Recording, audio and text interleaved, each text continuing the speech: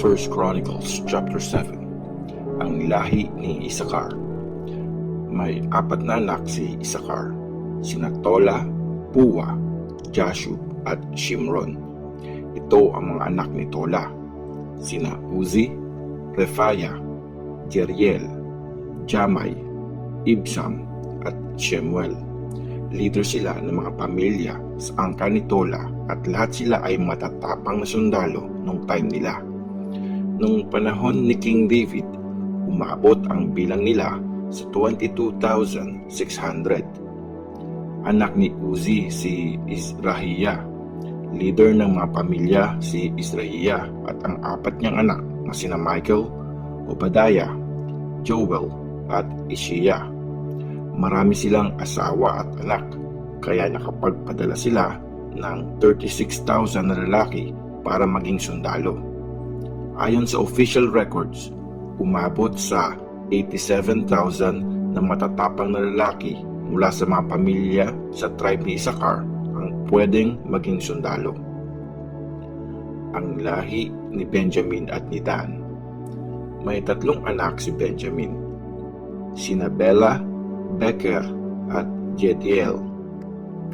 5 ang anak ni Bela, sina Ezbon, Uzi, Uziel, Jerimoth at Iri.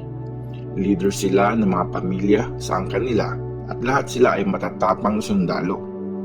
Merong 22,034 na lalaki mula sa angkan nila na pwedeng maging sundalo. May 9 na anak si Beker, sina Zemira, Joash, Eliezer, Elionai, Omri, Jerimoth, Abijah, Anatoth at Alemeth. Leader sila ng mga pamilya sa angkan nila at lahat sila ay matatapang na sundalo.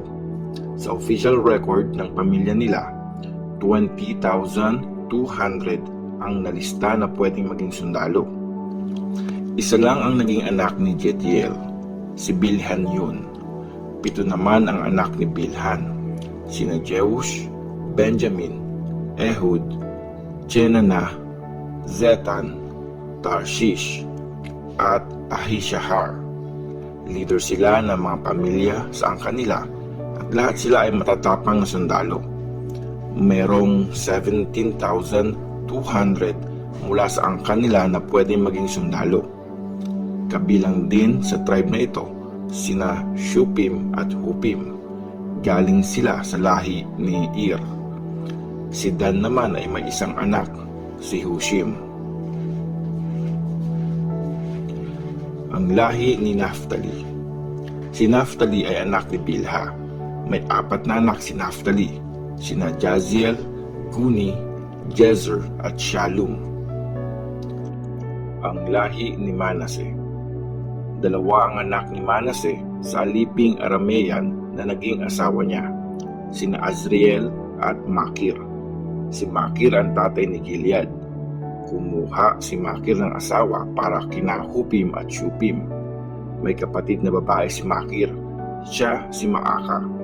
Si Zelopehad ang pangalawang anak ni Makir at puro babae ang anak nito.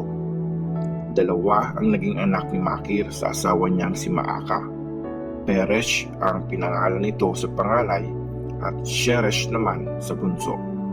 May 2 anak si Peresh, sina Ulam at Rakem. Anak naman ni Ulam si Bedan. Lahat sila ay galing sa angkan ni Gilead na anak ni Makir at apo ni Manase. May 3 anak ng kapatid na babae ni Gilead na si Hamolektet, sina Ishod, Abiezer at Mala. May 4 na anak si Shemida, sina Ahiyan, Shechem, Likhi at Aniyam. Ang lahi ni Ephraim. Ito ang mga galing sa lahi ni Ephraim. Ang anak niyang si Shutela na tatay ni Bered, na tatay ni Tahath, na tatay ni Eliada, na tatay ni Tahath, na tatay ni Zabad, na tatay ni Shutela. Tungkod kay Shutela, anak din ni Ephraim sina Ezer at Eliad, pero pinatay sila ng mga taga-Gath nung tinry nilang nakawin yung mga alagang hayop na mga yon. Maraming araw na nagluksa ang tatay nilang si Ephraim at dinamayan siya ng mga kamag-anak niya. Nagtalik ulit sila ng asawa niya. Nabuntis ito at nagkaanak ng lalaki. Beraya ang pinangalan sa bata kasi pinanganak siya nung time na sobrang kawawa ng pamilya nila. May anak na babae si Ephraim. Shira ang pangalan. Siya ang nagtatag ng mga bayan ng Upper at Lower Beth Horon at ng Uze, Shira. Anak din Ephraim si Repha, na tatay ni Reshep, na tatay ni Tela, na tatay ni Tahan, na tatay ni Ladan, na tatay ni Amihud, na tatay ni Elishama, na tatay ni Nun, na tatay ni Joshua. Naging kanila ang Bethel at yung mga bayan sa paligid nito, hanggang sa Naaran sa east at Gezer sa west at ang mga bayan sa paligid ng mga yon. Kasama rin ang mga city ng Shechem at Aya at ang mga bayan doon. Tumira naman ang lahi ni Manase sa mga city ng Bet-Shan, Taanak, Megiddo at Dor at sa mga bayan sa paligid ng mga yun. Ito lahat yung mga lugar na tinirhan ng lahi ni Joseph na anak ni Jacob. Ang lahi ni Asher. Ito ang lahi ni Asher. May 4 siyang anak na lalaki, sina Imna, Ishva, Ishvi at Beraya, at isang babaeng anak, si Serah. May 2 anak si Beraya, sina Heber at Malkiel. Si Malkiel ang nagtatag ng city ng Birzait. May 3 anak na lalaki si Heber, sina Japlet, Shomer at Hotam, at isang babae, si Shua. May 3 anak si Japlet, sina Pasak, Bimhal at Ashbath. 3 rin ang anak ng kapatid niyang si Shomer, sina Roga, Jehuba at Aram. 4 naman ang kapatid niyang si Hotham, sina Zopa, Imna, Shelesh at Amal. Ito yung mga naging anak ni Zopa, sina Suwa, Harnefer, Shual, Beri, Imra, Bezer, Hod, Shama, Shilsha, Ithran at Beera. Ang mga anak naman ni Jether ay sina Jepune, Pispa at Ara, at ang mga anak ni Ula ay sina Ara, Haniel at Rizia. Ito lahat ang lahi ni Asher. Sila yung pinuno ng mga pamilya, mga matatapang sundalo at magagaling na leader. May 26,000 na lalaki mula sa lahi ni Asher na pwedeng maging sundalo.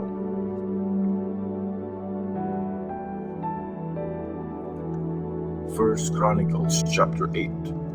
Ang lahi ni Benjamin. May 5 anak na lalaki si Benjamin. Ito yung pagkakasunod-sunod nila ayon sa edad: Bela, Ashbel, Ahara, Noha at Rafa. Ito naman ang mga anak ni Bela, sina Adar, Gera, Abihud, Abishua, Naaman, Ahowa, Gera, Shepupan at Huram. Ito ang mga anak ni Ehud, sina Naaman, Ahijah at Gera, na tinatawag ding Heglam. Siya ang tatay ni Uza at Ahihud. Mga leaders sila ng mga angkan na nakatira sa Geba, pero dinala sila sa Manahath at ginawang bihag doon. Pinalayas ni Shaharaim ang 2 niyang asawa, sina Hushim at Baara. Tumira siya sa bayan ng Moab at nagkaroon siya ng 7 anak sa asawa niyang si Hodesh, sina Jobab, Zibia, Mesha, Malkam, Jewuz, Sakiya at Mirma. Naging leader ng mga pamilya ang mga anak niya. May 2 anak din si Shaharaim kay Hushim, sina Abitub at Elpaal. 3 anak ni Elpaal, sina Eber, Misham at Shemed. Si Shemed ang nagtayo ng mga city ng Ono at Lod. pati yung mga lugar sa palibot ng mga ito. Ang mga Benjaminites sa Gath at Aijalon. Sina Beraya at Shema ang mga leaders ng mga pamilya na tumira sa city ng Aijalon, at sila ang nagpalaya sa mga nakatira sa city ng Gath. Kasama sa angkan ni Beraya sina Ahio, Shashak, Jerimoth, Zebadiah, Arad, Eder, Michael, Ishpa at Joha. Ang mga Benjaminites sa Jerusalem. Kasama sa angkan ni Elpaal sina Zebadiah, Meshulam, Hizki, Heber, Ishmerai, Isliah at Jobab. Sa angkan naman ni Shimei, kasama sina Jakim, Zikri, Zabdi, Elinai, Zelatai, Eliel, Adaya, Beraya at Zimrat. Sa angkan ni Shashak, kasama sina Ishpan, Eber, Eliel, Abdon, Zikri, Hanan, Hananaya, Elam, Antotija, Ebdia at Penuel. Kasama din sa angkan ni Jeroham sina Shamsherai, Sheharaya, Atalaya, Jarsheha, Elijah at Zikri. Silang lahat ay mga leaders ng mga angkan nila ayon sa listahan ng pamilya nila. Nakatira silang lahat sa Jerusalem. Ang mga Benjaminites sa Gibeon at Jerusalem. Si Jeiel ang nagtatag ng city ng Gibeon at doon siya tumira. Maaka ang pangalan ng asawa niya. Si Abdon ang panganay nilang anak. Tapos sumunod sina Zur, Kish, Baal, Ner, Nadab, Gedor, Ahio, Zechariah at Mikloth na tatay ni Shimeya. Sa Jerusalem tumira ang mga kanila malapit sa mga kamag-anak nila. Ang pamilya ni King Saul. Si Ner ang tatay ni Kish na tatay naman ni King Saul. May 4 na anak si King Saul, sina Jonathan, Malkishua, Abinadab at Eshbaal. Si Jonathan ang tatay ni Meribaal na tatay naman ni Micah. May 4 naman na anak si Micah, sina Pithon, Melech, Tareya at Ahaz. Si Ahaz ang tatay ni Jehoada na tatay ni Alemeth, Ashmabeth at Zimri. Si Zimri ang tatay ni Moza. Si Moza ang tatay ni Bineya na tatay ni Rafa, na tatay ni Eliasa, na tatay ni Azel. 6 mga anak ni Azel, sina Azrikam, Bokeru, Ishmael, Shiraya, Obadiah at Hanan. May 3 namang anak ang kapatid ni Azel na si Eshek, sina Ulam, Jewush at Eliphelet. Matatapang na sundalo at magagaling gumamit ng pana ang mga anak ni Ulam. Lahat-lahat, 150 ang mga naging anak niya at apo. Galing silang lahat sa tribe ni Benjamin.